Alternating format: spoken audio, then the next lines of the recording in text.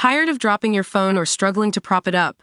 Meet the Pop Sockets phone grip with expanding kickstand in black, your new must-have accessory.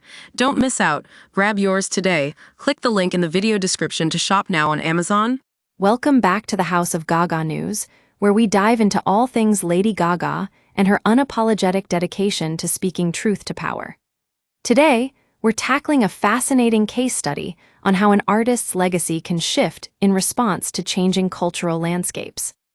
In 2019, following the release of the surviving R. Kelly documentary, Lady Gaga took to Twitter to address her infamous collaboration with R&B singer R. Kelly on Do What You Want. Now, this song was a fan favorite at the time, even reaching number 13 on the Billboard Hot 100. But for Gaga, it was a mistake, a moment of artistic and personal darkness that she since acknowledged as a dark time in her life. As we know, R. Kelly has been accused of some truly horrific crimes, including sexual abuse and exploitation of young women and girls over several decades. And it's this context that makes Gaga's decision to remove the song from her album, ARTPOP, all the more striking. Not only did she take a stand against Kelly's actions, but she also used this opportunity to reevaluate her own legacy and the company she keeps. Now, we've seen artists before who have attempted to reinterpret or recontextualize their past work in response to changing cultural attitudes. But what's remarkable about Gaga's move here is that it was driven not just by a desire to distance herself from Kelly's actions, but also by a deep-seated commitment to supporting survivors of sexual assault. For those who may not be familiar with the specifics of R. Kelly's case, let me fill you in. He was found guilty on federal charges of racketeering and sex trafficking in New York, and later received additional convictions in Chicago for child pornography and enticement of minors.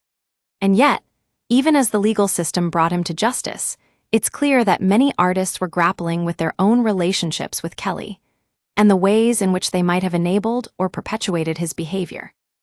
Gaga's response here serves as a powerful reminder of the power of reflection in pop culture.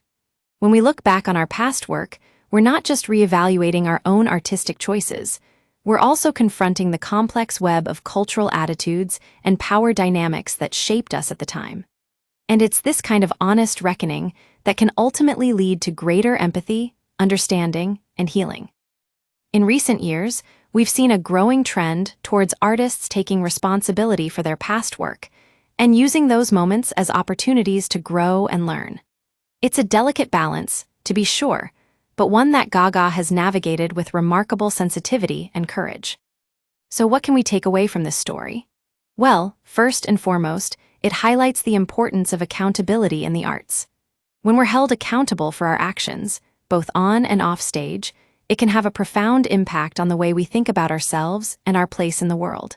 And secondly, it shows us that even in the face of adversity, artists have the power to choose how they want to be remembered and what kind of legacy they want to leave behind.